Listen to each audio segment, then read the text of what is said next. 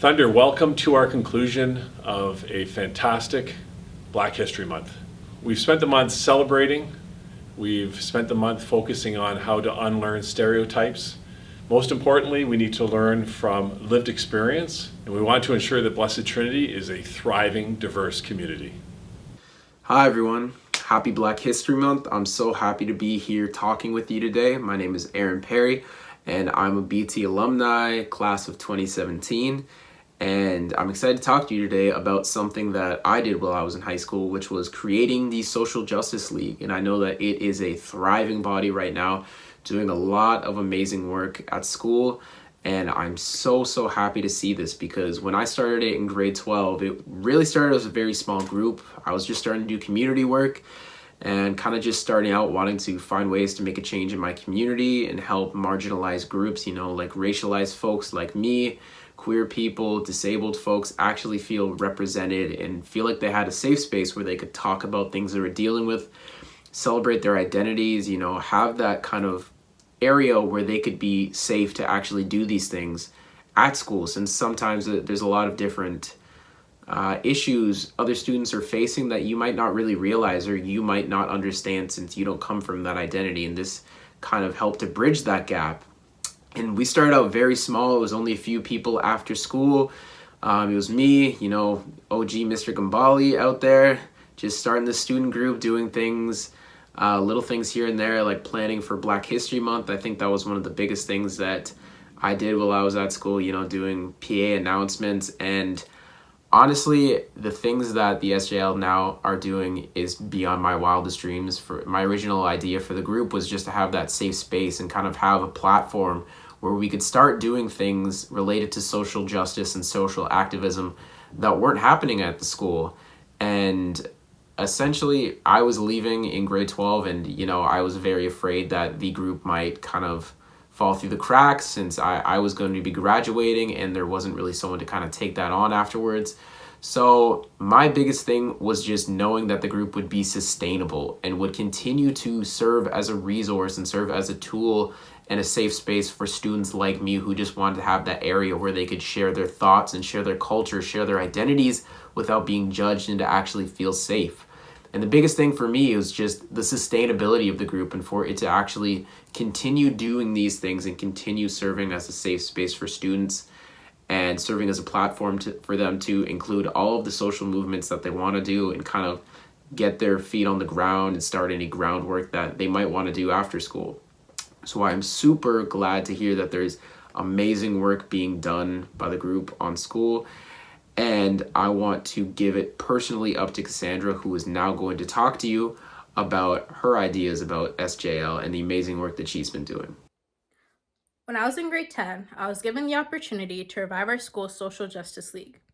Our mission has been to provide a safe place for students to speak up about injustices around the world, in our community, and in our school, while also providing education and awareness. Through hard work and dedication, this mission has evolved into a way that I could have never imagined, but it could not have been done without the people surrounding me in this environment. I would like to recognize Aaron Perry, who created the League and inspires who we are and what we do, my peers in the Social Justice League, without whom I would not have been able to build and expand our horizons, and Mrs. Levine, Mrs. Weirtz, Mr. Walsh, and Mr. Gambale, who are influential educators who have dedicated their time and talents without wavering in support. Our league has touched on many aspects, from music to panel discussions to sneakers, and our school has had the opportunity to put in the work to fight racism. But there is still work to be done. There is no end to the social justice journey at Blessed Trinity. We can always be more educated, more compassionate, and more inclusive. Being able to evolve with diversity, equity, and equality in our minds and hearts will allow our school community to become the best version of itself. Today, our unveiling will be the beginning of the legacy of the Social Justice League, a visual representation of student voice and a vision board for the future. This display will show a step in change that we will continue taking. We have planted the foundations for this club to be a pillar to strengthen our school. Your dedication will make this pillar stronger and stronger as time goes on. It is ever growing, ever evolving, and will be there for you to lean on. But it is important to remember that to build a pillar, there must be foundation, a starting point. When I was in grade 8, I had an assignment to write a speech. The topic I chose was racism in the African American community. This speech was a turning point for me in terms of understanding what being Black meant to me. I just began understanding racism and how it can take shape, whether that be through discrimination, stereotyping, or slurs. Even though I think of this speech fondly, and I'm proud of what I created, it is important to know that when I delivered it, I froze. I got through my first 2 paragraphs, and suddenly the words stopped. The difference between my grade 8 speech and the one I'm doing now is that 4 years ago, I was confident in my writing, but I couldn't talk. And now I can talk, but my words won't cooperate. I've tried writing this speech many times, but whenever I get to the part about myself, I seem to draw a blank. I've written it with a false sense of hope, a happiness I didn't experience, and an anger that I have experienced. So I'm going to just say the truth. When I started high school, one of the things I wanted to see is what we did for Black History Month. So February eventually rolled around, and I waited for an announcement, an assembly, something to commemorate this month. I asked people I knew in older grades if we did anything, and they said they didn't know. Our school students did not know if we did anything for Black History Month. And you know what that told me? That told me that we did nothing. Now, some have argued that even though students didn't know if we did anything, that doesn't mean that we don't do anything. But if the students that you are serving do not know if you're doing anything, then what are you really doing? Now I'm in grade 12, and I look back at what I've contributed, and I have to ask myself the same question. What have I really done? Sure, I've done announcements, played music, organized videos, a panel discussion, wrote a couple essays, but I still have a sense of not accomplishing much because I'm still aware of racism in our school. I know that change takes time, but after 4 years, to hear and see what is going on in our classrooms, halls, and online is heartbreaking.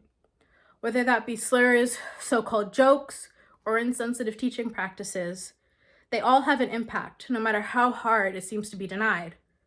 But do not be shocked. Do not act as if you cannot imagine these things happening. Be honest. Because not only do I know these things are happening, but so does everyone who looks like me. But I also know that if I give up hope for the future, these things will only get worse. It is up to us to create change and further our knowledge and understanding. To end, I will quote the character of Brian Stevenson in the movie Just Mercy. Stay hopeful, because I now know that hopelessness is the enemy of justice. Hope allows us to push forward, even when the truth is distorted by the people in power. It allows us to stand up when they tell us to sit down, and speak when they say be quiet. I appreciate this opportunity and thank you for listening. Hi everyone, my name is Madison Bonehill and I'm a grade 11 student here at Blessed Trinity, and I've been a part of the Social Justice League since the beginning of grade 9, and I'm happy to say that for my last and final year of high school, I will be taking on more of a leadership role within the Social Justice League. So in grade 9, I was super eager. I was eager to be a part of any clubs, any sports I could get myself into, and just to be a part of something bigger than myself. I heard an announcement talking about the Social Justice League in my grade 9 geography class, and I thought that there was no harm in trying something new. I didn't really know what I was getting myself into at the time, but throughout these last few years, I've definitely been given several opportunities to further my understanding of diversity, togetherness, and inclusivity within not only our classrooms, but in the world. In my experience, the Social Justice League has always gathered a group of young, passionate individuals, as well as a supportive and engaging staff. This environment has definitely given its members a chance to circulate ideas, collaborate with peers, take on leadership roles, and just become more educated on several important topics. The Social Justice League has had to press pause, as many things have due to COVID, and in light of approaching a new sense of normality, I want this club to continue to broaden staff and students' perspectives on humanity's struggles. There are many events that have been planned but canceled due to certain circumstances that the League will go through with, such as poetry readings, panels, and more student involvement events. I am very confident that these events will encourage students to want to become more involved in their community and become better leaders in their classrooms, communities, teams, and more. I would love to see the Social Justice League invite more members or staff and students to give different ideas throughout our group. And because as a group, we've always been very welcoming to different perspectives and approaches to shine a light on topics that need more awareness every day. There have been several incredible educated leaders in this club that have promoted teamwork, including others in standing for what you believe is right. I plan on keeping these qualities within the Social Justice League as much as possible. I have learned a lot the last few years, and I really hope that I can help educate others the way I have been educated by my peers.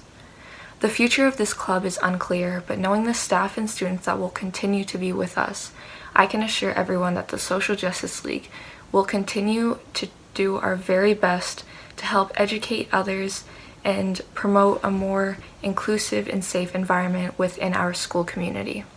Thank you. Good morning, Blessed Trinity. Mr. Welsh here. And I just wanted to thank all BT staff and students for their participation in our Black History Month activities. I wanted to thank the members of the Social Justice League and all of our speakers today for sharing some very honest and genuine reflections on Black History Month. I want to remind all staff and students and members of our community that while Black History Month is certainly a celebration of all of the accomplishments, how far we've come, all of the wonderful things we've done, from sneakers and bags of chips to bookmarks and music, it is also an opportunity and time for us to critically self-reflect, to look inwards on our own lives, to do some introspection, and think about the areas of our lives where we can all make improvements. None of us are perfect, whether that's teachers, students, or members of our communities. There is always room for growth and improvement. I want us to remember that there may be things that we do, either consciously or unconsciously, that may perpetuate stereotypes or feed into things like systemic racism or institutional oppression. And it's our job, it's a tough job, but it's our job to engage in that process of critical self-reflection, looking inwards in our lives and recognizing the areas where we can do better. I remember reading an article a few years ago for a course I took that said, social justice and equity work is always uncomfortable.